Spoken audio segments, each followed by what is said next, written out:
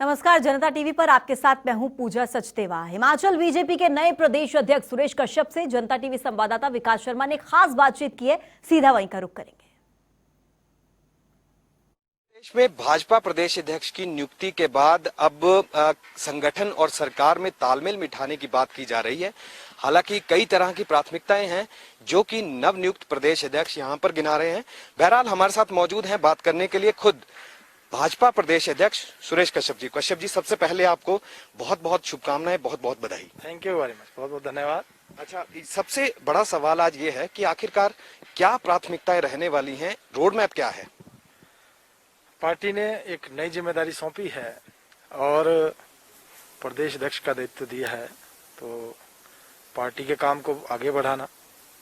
उससे पूर्व जितने भी प्रदेश अध्यक्ष रहे हैं, बहुत अच्छे ढंग से उन्होंने इस जिम्मेदारी को निभाया है और आज पार्टी जिस मुकाम के ऊपर खड़ी है, भारतीय जनता पार्टी लगातार हिमाचल प्रदेश में आगे बढ़ रही है। चाहे विधानसभा चुनाव 2017 का 44 सीटें जीत कर आई और या फिर अभी लोकसभा का चुनाव हुआ, जहां चारों की चारों सीटें और 68 के 68 विधानसभा क्षेत्रों में भारतीय जनता पार्टी ने लीड ली। तो लगातार भारतीय जनता पार्टी आगे बढ़ रही है। उस क्रम को जारी रखना और आने वाले समय 2022 में फिर भारतीय जनता पार्टी की सरकार हिमाचल प्रदेश में बने और उसके लिए काम करना। अच्छा, इसके अलावा एक बात यह है कि अभी हाल ही में आपकी नियुक्ति हुई, उसके बाद कहीं ना कहीं मंत्रिमंडल जो है उसमें विस्तार की बात सामने आई और विस्तार हुआ भी, 3 नए मंत्री आए हैं। क्या लगता है आपको, संतुलन की बात की जा रही है, जातीय संतुलन की बात देखें अहम है या फिर समीकरण कुछ और?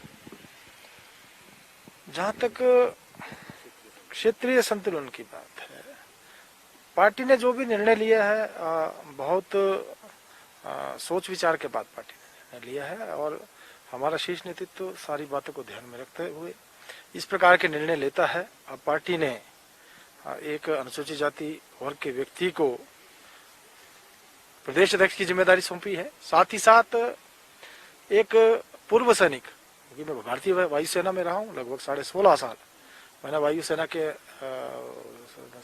में सेवा की है और अब पार्टी ने एक अनुसूचित जाति वर्ग के व्यक्ति को, एक फौजी को मौका दिया है और एक बड़ी जिम्मेदारी है। लेकिन मेरा ये प्रयास रहेगा कि जो जिम्मेदारी सौंपी गई है उसको बखूबी निभाऊं। अच्छा, हम जातीय और क्षेत्रीय संतुलन की बात कर रहे हैं, लेकिन इसके अलावा अहम यह है कि पार्टी के अंदर बहुत से लोग जो हैं वो नाराज हैं। देखा हमने, कल विधायक दल की बैठक थी यहाँ पर, आप खुद उसमें मौजूद रहे। बहुत से विधायक नहीं पहुंचे, नाम नहीं लूंगा, लेकिन क्या आज पार्टी में, संगठन में सब कुछ ठीक चल रहा है? जहां तक कल विधायक दल की बात है, विधायक दल में मैक्सिमम लोग पहुंचे थे और जो लोग नहीं आ पाए उन्होंने अपने निजी कारण के कारण नहीं आ सके, मजबूरियां बताई और किसी प्रकार का कोई ऐसा नहीं था कि कोई जानबूझकर नहीं आया है, सभी लोग आए थे। लेकिन सब लोग शिमला में मौजूद थे, आ सकते थे, नाराजगी बताई जा रही है। चर्चा इस बात को लेकर है कि मंत्रिमंडल में जगह न मिलने से कहीं ना कहीं नाराजगी है, कैसे देखें? नहीं, मुझे नहीं लगता कि कोई व्यक्ति शिमला में था और वो नहीं आया है, क्योंकि हमारे 1-2 विधायकों को छोड़कर सभी लोग विधायक दल की बैठक में आए थे। आपसे व्यक्तिगत रूप से बात हुई आपकी, जो नहीं पहुंचे लोग हैं? हमारे पार्टी जहाँ तक बात है, सभी लोगों ने अपने अपने कारण, निजी कारणों के कारण बताया कि निजी कारणों से वो नहीं आ पाए और आज हमने मीडिया के अंदर भी उनके जो बयान सभी ने दिए हैं कि हमारे निजी कारण रहे जिस वजह से नहीं आए, तो नाराजगी जैसी कोई बात किसी ने व्यक्त नहीं की। लेकिन अगर कोई नाराजगी होती है, क्योंकि सहज व्यक्ति हैं आप, सरल व्यक्ति हैं, आपका व्यक्तित्व बड़ा सरल रहा है, ऐसे में अब कैसे देखें, सॉफ्ट स्पोकन आप रहे हैं, क्या उनको मनाया जाएगा? अगर पार्टी के भीतर कोई ऐसी आवाज उठती है तो संतुलन कैसे बनाया जाए? निश्चित रूप से अगर कोई किसी प्रकार का ऐसी कोई बात होगी, सभी लोगों के साथ मिल बैठकर उनसे बात विचार किया जाएगा और हमारा ये प्रयास रहेगा कि सभी को साथ लेकर आगे बढ़े। अच्छा, सबसे बड़ी बात ये भी है कि हमने देखा बीते दिनों धवाला जी बहुत नाराज चल रहे थे पवन राणा जी के ऊपर, जो कि संगठन महामंत्री हैं। कई तरह के आरोप जो है उन्होंने मढ़े, हालांकि बाद में उन्होंने माफी भी मांगी। इस चीज को आगे कभी भविष्य में ऐसा ना हो कि आपस में ही नेता जो हैं वो लड़ रहे हैं, फिर गुटबाजी सामने आती है, इसको कैसे कंट्रोल किया जाए? कई बार मिसकम्युनिकेशन के कारण जब हमारा आपस में संवाद लंबे समय तक ना हो तो ऐसी परिस्थितियां बन जाती है, लेकिन कहीं किसी प्रकार की गुटबाजी की बात या पार्टी के अंदर इस प्रकार की कोई बात नहीं है। जिसका नतीजा है कि हम लोग लगातार आगे बढ़ रहे हैं और विधानसभा में 44 सीटें जीतना, लोकसभा में चारों की चारों सीटें जीतना, और जिसमें एक इतिहास बना कि 68 के 68 विधानसभा क्षेत्रों में भारतीय जनता पार्टी को लीड मिली। तो ये इस बात को दर्शाता है कि भारतीय जनता पार्टी एकजुटता के साथ आगे बढ़ रही है और आगे भी इसी प्रकार से एकजुटता के साथ आगे बढ़ेगी। अच्छा, पहले के भी बहुत अध्यक्ष जो प्रदेश अध्यक्ष रहे हैं वो इसी बात के ऊपर फोकस रखते हैं कि जीरो टॉलरेंस रहेगा भ्रष्टाचार के खिलाफ, और उसके अलावा अनुशासनहीनता जो है वो बर्दाश्त नहीं की जाएगी।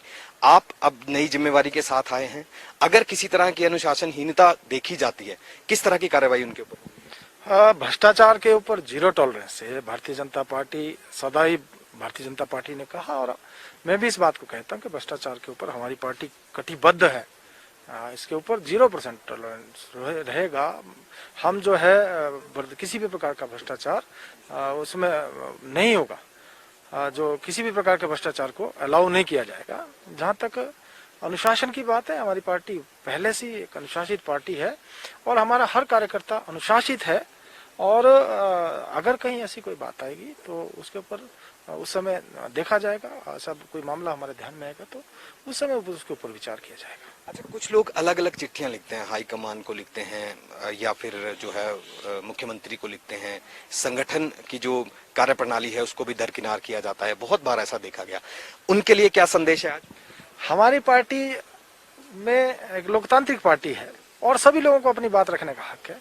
तो लोग समय समय पर, चाहे वो प्रदेश अध्यक्ष को, चाहे हमारे संगठन महामंत्री को, या अपने अपने स्तर पर चिट्ठियां लिखने की बात या माननीय मुख्यमंत्री के ध्यान में अगर कोई बात होती है तो उसको लाने का प्रयास करते हैं, और हमारी चाहे सरकार की बात है या संगठन की बात है उसके ऊपर विचार भी किया जाता है, और जो करने लायक होता है उसको करते हैं। अच्छा, इसके अलावा एक चर्चा इस बात को लेकर भी है कि मंत्रिमंडल में अब बहुत ही क्षेत्रीय संतुलन और जातीय संतुलन का बहुत ध्यान रखा गया है, लेकिन चर्चा इस बात को लेकर है कि हमीरपुर जिले को प्रतिनिधित्व अभी तक नहीं मिला। उम्मीद ये थी कि हो सकता है चंबा जिला से भी किसी को मंत्रिमंडल में जगह मिल सकती है। ये भी चर्चा थी कि हमीरपुर जिला से इस बार जो है वो जरूर जगह मिलेगी। क्या लगता है, पार्टी की गुटबाजी जो है वो इन चीजों से नहीं छलकती? मुझे ऐसा नहीं लगता। पार्टी ने जो भी निर्णय लिया है बहुत सोच समझकर हमारा शीर्ष नेतृत्व इस प्रकार के निर्णय लेता है। और जहां तक बात है हमीरपुर से, हमारे माननीय अनुराग ठाकुर जी जो कि केंद्र सरकार में बहुत बड़े ऊंचे पद पर हैं, वित्त राज्य मंत्री का पदभार उनके पास है, आज बहुत अच्छे ढंग से काम कर रहे हैं। इसके साथ साथ जिला हमीरपुर से आज हमारे पास 4 जो है चेयरमैन हैं, और निश्चित रूप से ऐसा कोई बात नहीं है कि किसी भी जिला को किसी प्रकार से पीछे रखा गया हो, और सारी बातों को ध्यान में रखते जो निर्णय लिया गया है और उसमें हर बात का ध्यान रखा गया है।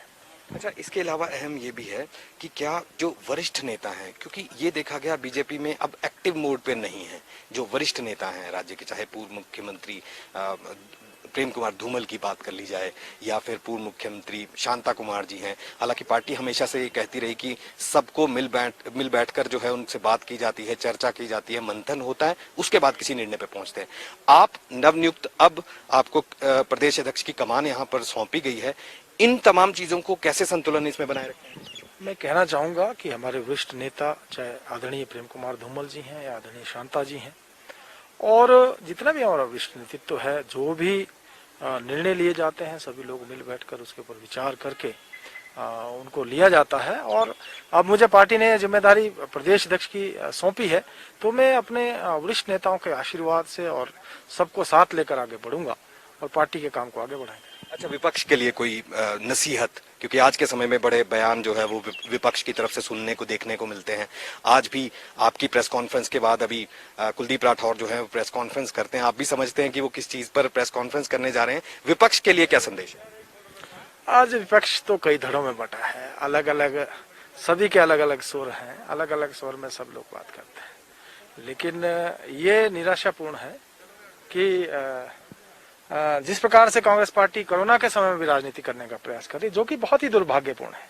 इस समय कांग्रेस पार्टी के नेताओं को सरकार का सहयोग करना चाहिए। हिमाचल प्रदेश के लोगों को उनकी दिक्कतों का समाधान करने के लिए सरकार जिस प्रकार से कदम उठा रही है, उसमें विपक्ष को भी एक सकारात्मक भूमिका में आना चाहिए। हमारा ये प्रयास होना चाहिए, उसमें चाहे विपक्ष के लोग हैं या हमारी सरकार है, इस समय में लोगों की समस्याओं को हम अच्छे ढंग से उनका निवारण करें, किसी को किसी प्रकार की दिक्कत ना हो और एक सकारात्मक भूमिका उनको निभानी चाहिए।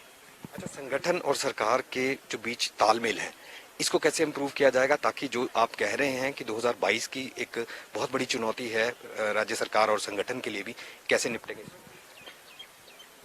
संगठन और सरकार कंधे से कंधा मिलाकर आगे बढ़ेगी और जिस प्रकार से 2.5 वर्ष के कार्यकाल प्रदेश सरकार का बेहतरीन कार्यकाल रहा है और संगठन भी अपने स्तर पर आज कोरोना के समय में भी वर्चुअली जो है प्रदेश से लेकर और पन्ना प्रमुख तक और आम कार्यकर्ता तक जुड़ने का प्रयास कर रहा है, जुड़ रहा है।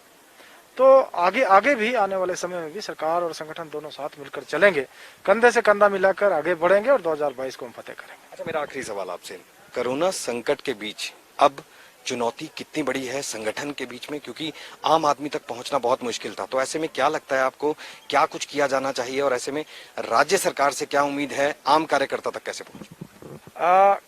कोरोना का संक्रमण चला हुआ है और कब तक चलेगा इस बात को अभी हम नहीं कह सकते, लेकिन जहां तक मैं प्रदेश अध्यक्ष के नाते हमने तय किया है कि अभी हम जिला स्तर पर बैठ के करेंगे, जिसमें कि सबसे पहले हमीरपुर पार्लियामेंट्री से हमारी शुरुआत होगी और चारों की चारों पार्लियामेंट्री में जिला स्तर के ऊपर हमारे जो जिला के लोग हैं और जो हमारे वरिष्ठ नेतागण हैं उनके साथ बातचीत करके कोरोना के साथ साथ हम पार्टी के काम को भी आगे बढ़ाएंगे और बहुत जल्दी चारों के चारों जो हमारे पार्लियामेंट्रीज हैं उनका दौरा करके कार्यकर्ताओं के साथ मिलेंगे और उनके साथ पार्टी के काम को आगे बढ़ाएंगे। हमारी शुभकामनाएं आपके साथ हैं और इसी के साथ तो ये थे सुरेश कश्यप जो कि नवनियुक्त प्रदेश अध्यक्ष हैं भाजपा के, और इनका साफ तौर पर कहना है कि अब राज्य सरकार के साथ मिलकर संगठन नई भूमिका में रहेगा। ऐसे में बहुत सी चीजें जो हैं वो बदलने वाली हैं आने वाले समय में।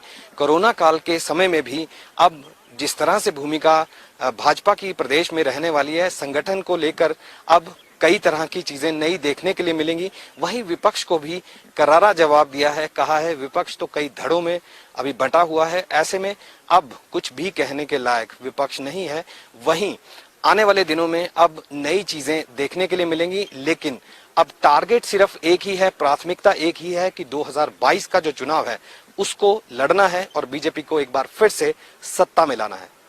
कैमरा पर्सन दीपक चौहान के साथ विकास शर्मा, जनता टीवी, शिमला।